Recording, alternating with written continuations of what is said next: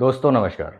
आज हम बात करेंगे गुजरात के चालुक्य वंश के एक शक्तिशाली शासक भीमदेव प्रथम के बारे में। इसके पहले मैं प्रारंभिक शासकों के बारे में मैंने बात कर ली थी। वो पहला वीडियो था और ये जो है दूसरा वीडियो है। वाईटी वीडियो यानी कि यूट्यूब वीडियो सेकंड। ये सेकंड पार्ट है इस वंश पर। ठीक। और हम आज बात करेंगे भीमदेव प्रथम के ऊपर जो कि बहुत ही शक्तिशाली शासक उभर कर निकला इस वंश का। ठीक है। इस वंश का ये सबसे शक्तिशाली शासक था। हम देखते हैं कि इसके समय में भाईचारा फैलाने के लिए और सबसे मेल-जोल बढ़ाने के लिए महमूद गजनवी जो है गजनी से चला था। ठीक है। सोमनाथ में बहुत भयंकर तरीके से उसने भाईचारा फैलाया। ठीक है। यानी कि लूट-पाट की। ठीक है। ये गजनी से आया था। ठीक है। तुर्क मुस्लिम लुटेरा था। एक प्रकार से उस समय का बहुत बड़ा डकैत था। ठीक। कौन? महमूद गजनवी। तो उसका जो अभियान था भारत पर, उसके बारे में थोड़ा बहुत चर्चा कर लेंगे और सोमनाथ पर उसने किस तरीके से भाईचारा का परिचय दिया, उसके बारे में बात करेंगे। ठीक।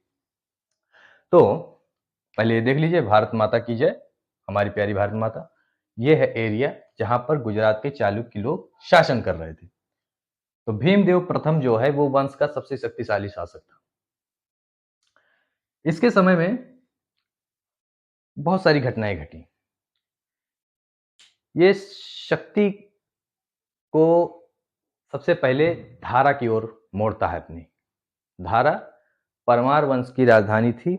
वहां पर ये एक संघ बनाता है जिसमें कलचुरी चेदी शासक लक्ष्मीकर्ण इसका साथ देते हैं और धारा नगरी उस समय बहुत ही प्रसिद्ध थी और बहुत ही ज्यादा जो है समृद्ध थी। एक प्रकार से धन धान्य से समृद्ध नगरी थी।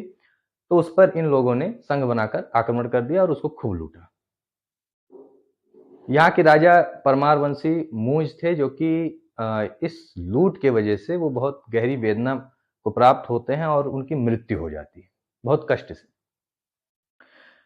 तो धारा पर आक्रमण करके धारा को लूटते हैं, फिर इसके बाद धारा को जला देते हैं, मतलब आग के हवाले कर देते हैं, आग लगा देते हैं वहां पर। इस बीच में होता क्या है कि बहुत सारे लूट का माल ये सब लोग लेकर जाते हैं। कलचुरी नरेश और गुजरात के सोलंकी वंश की जो सेनाएं हैं वो बहुत सारे लूट का सामान लेकर जाती है धारा से। अब इन दोनों के बीच में होता क्या है कि विवाद हो जाता है लूट के धन को लेकर।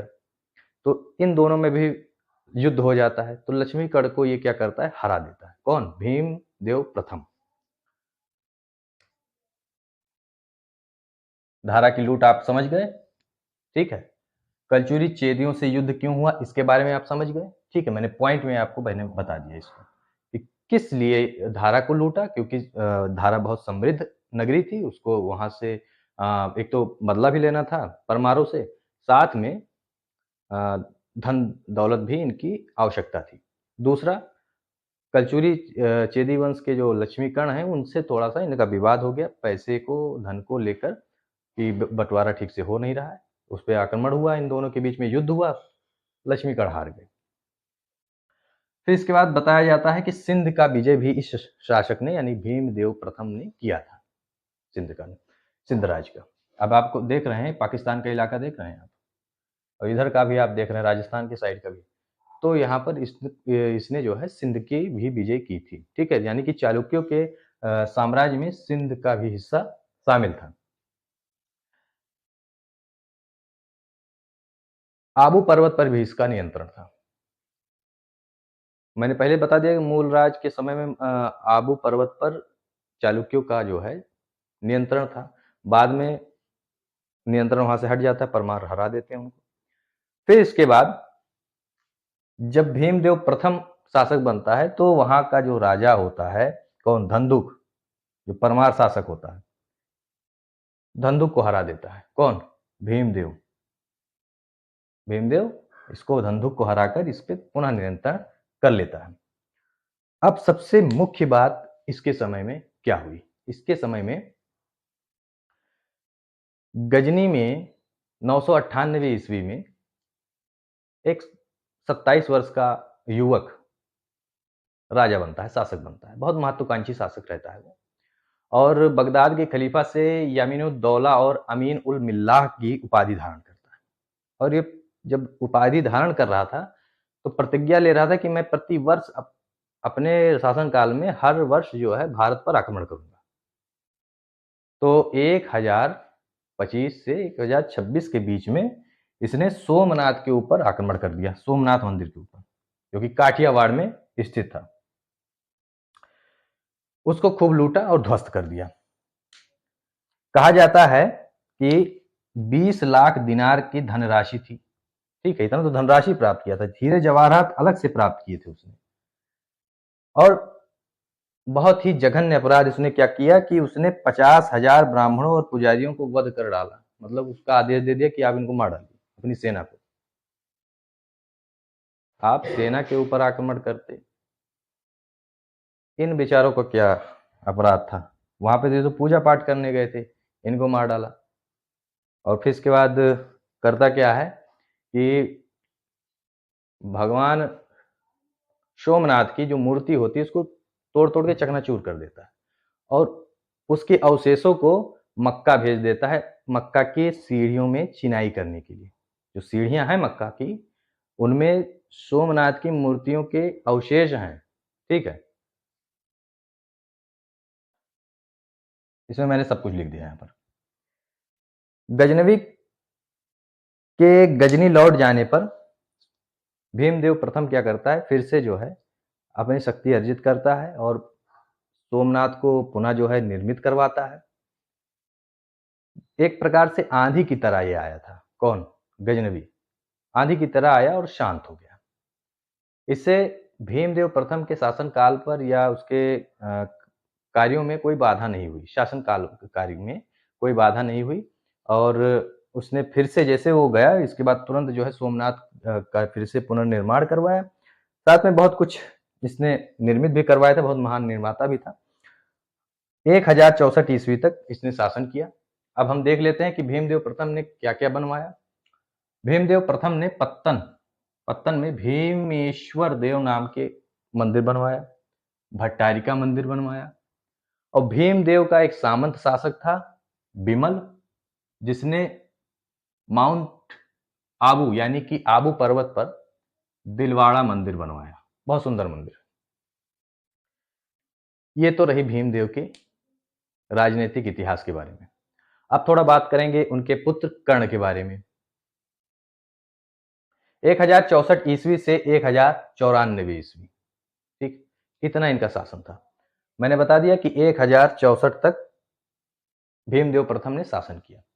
अब कर्ण की बात करें तो भीमदेव का जो पुत्र था वो एक निर्बल शासक था, ठीक है। उसके ऊपर जो है आसपास के जो राज्य थे वो आक्रमण कर देते थे, वो क्या कहते हैं, प्रतिरोध नहीं कर पाता था ढंग से। तो मालवा के परमारों ने इसको पराजित कर दिया, ठीक है। इधर ये मूंज मर जाता है, मृत्यु को प्राप्त होता है। भीमदेव इस तरीके से लड़ाई करता है, युद्ध करता है, और वहीं पर परमारों ने इसको हरा दिया, कर्ण को। लेकिन इसका मतलब परमार शक्तिशाली हो गए इसके। फिर इसके बाद नडौली के चौहान, शाकंभरी के चौहान नहीं, नडौली के चौहान इसके ऊपर आक्रमण कर देते हैं। छोटे राज्य ने इसके ऊपर आक्रमण कर दिया। इससे पता चलता है कि कर्ण की शक्ति बहुत अच्छी स्थिति में नहीं थी, ठीक। पता चलता है कि इसकी जो दिलचस्पी थी वो राजनीतिक कार्यों में नहीं थी, युद्धों में नहीं थी, साम्राज्य विस्तार में नहीं था। इसकी दिलचस्पी थी निर्माण कार्यों में। तो इसने बहुत कुछ बनवाया। तो क्या बनवाया है? इसने बनवाया, कर्णावती नाम का एक नगर बसाया, कर्ण सागर नाम का झील बनवाया। ये झील है, ठीक है, कर्ण सागर नाम का झील है। झील का निर्माण करवाया, कर्णेश्वर मंदिर का निर्माण करवाया, और अनहिलवाड़ा में कर्णमेरु मंदिर बनवाया। अनहिलवाड़ा को आप जानते होंगे, गुजरात के चालुक्यों की राजधानी थी। फिर इसके बाद हम बात करेंगे जयसिंह सिद्धराज की, जो कि कर्ण का पुत्र था। ये अपने पिता से बहुत ही अच्छा, गुणवान और बहुत ही शक्तिशाली शासक था। कर्ण की तरह दुर्बल नहीं था, ठीक है। इसका शासन था 1094 ईस्वी से 1143 ईस्वी। कर्ण का पुत्र शक्तिशाली था, शक्तिशाली शासक था।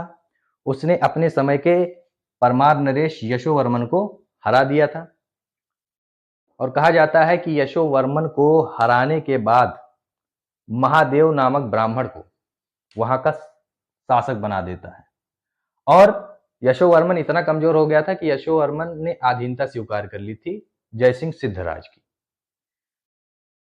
फिर आगे देखते हैं चौहान नरेश के बारे में बात करें तो चौहान नरेश को भी इसने हरा दिया। चौहान नरेश अरुणोराज को, बाद में अरुणोराज से अपनी पुत्री का विवाह कर मैत्री संबंध भी स्थापित कर लेता है। ठीक है, इस प्रकार से देखें तो एक तो युद्ध विजेता भी है, अच्छा सेना नायक भी है, कूटनीतिज्ञ भी है। ठीक है, अभी तो 2 गुण इसके अंदर आ गए। चंदेलों को भी इसने हराया। जैन ग्रंथों से पता चलता है कि चंदेल शासक मदन वर्मा था जिसको जयसिंह सिद्धराज ने हराया था। तो किसको किसको हरा लिया? परमारों को हराया, चौहानों को हराया, फिर इसके बाद चंदेलों को हराया, जो भी आसपास की जो भी शक्तियां थी सबको हराया।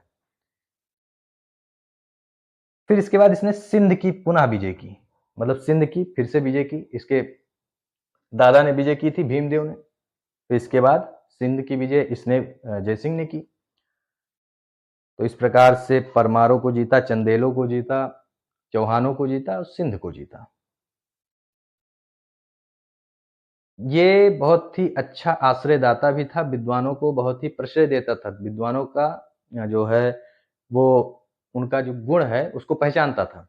तो क्या करता था ये भले शैव था, शैव मत को मानता था, लेकिन जैन धर्म के विद्वानों को आश्रय देता था अपने आश्रम में। आश्रय मतलब कि उनको जितने भी उनके ऊपर खर्चे हैं वो राज देखता था, वहन करता था। उनके खाने पीने का, उनके जो भी साहित्य में जो भी खर्चा आ रहा है, लिखने उखने का, जो भी वो रचनाएं कर रहे हैं, सब खर्चा जो है राज देखता था एक प्रकार से। तो हेमचंद्र नाम के एक विद्वान थे, जैन विद्वान थे, उनको ये इन्होंने अपने राज दरबार में आश्रय दिया हुआ था। अब निर्माता के तौर पर देख लें, यहां से तो आपने देखा कि ये शैव धर्म के अनुयायी हैं और जैन धर्म के विद्वानों को अपने दरबार में आश्रय देते हैं। तो इससे पता चलता है कि एक तो आश्रयदाता ही हैं विद्वानों के, साथ में ये धर्मनिरपेक्ष राजा भी हैं, यानी कि सभी धर्मों को सम्मान की नजर से देखते हैं। फिर इसके बाद निर्माता के तौर पर अगर देखें तो जयसिंह ने सिद्धपुर में रुद्र महाकाल नाम का या रुद्र महालय नाम का एक मंदिर बनवाया था और आबू पर्वत पर एक मंडप बनवाया था जिसमें अपने पूर्वजों की 7 गजारोही, मतलब हाथी के ऊपर इनके पूर्वजों की मूर्तियां बनी हुई थी। 7 पूर्वज थे इनके, 7 पूर्वजों को एक एक हाथी पर गजारोही मूर्तियों का निर्माण कराया, इसके बाद वहां पर स्थापित करवाया उस मंडप में। तो इस प्रकार से देखें तो एक महान निर्माता भी था। अच्छा, एक बात कर लें रुद्र महाकाल के बारे में, तो ये आज के समय में पाटण नाम का एक जिला है गुजरात में, वहां पर सिद्धपुर नामक स्थान पर ये मंदिर है जो कि आज जीर्ण शीर्ण अवस्था में है। ये आज जामी मस्जिद बन चुका है। मुस्लिम आक्रांताओं ने इसको मंदिर से मस्जिद बना दिया। इसके बारे में आप लोग नहीं जान रहे होंगे, सर्च करिएगा। ठीक है, आप देखेंगे बाकायदा मंदिर बना हुआ है, बस ऊपर थोड़ा सा गुंबद बना दिया गया है और वो जो है मस्जिद में जो है कन्वर्ट कर दिया गया है। मैं लास्ट में इसकी फोटो डाल दूंगा, ठीक है, देख लीजिएगा। तो इस प्रकार से देखें तो कूटनीतिज्ञ, विजेता, संरक्षक, धर्मनिरपेक्ष, निर्माता, सभी गुण इस शासक में विद्यमान थे। अब अगली वीडियो में मैं आपसे बात करूंगा। कमेंट करिएगा इन सब चीज़ों के ऊपर कि कहाँ पर आपको समझ नहीं आया, क्या चीज़ और आपको जानना है। ठीक है, उसके बारे में आप बताइएगा और सपोर्ट करिए, लाइक कीजिए, सब्सक्राइब कीजिए, शेयर कीजिए, मेरे साथ जुड़े रहिए। अच्छे से चैप्टर ख़त्म होगा, एंशिएंट हिस्ट्री अच्छे से मैं ख़त्म करूँगा। ठीक है, नमस्कार, जय हिंद, वंदे मातरम।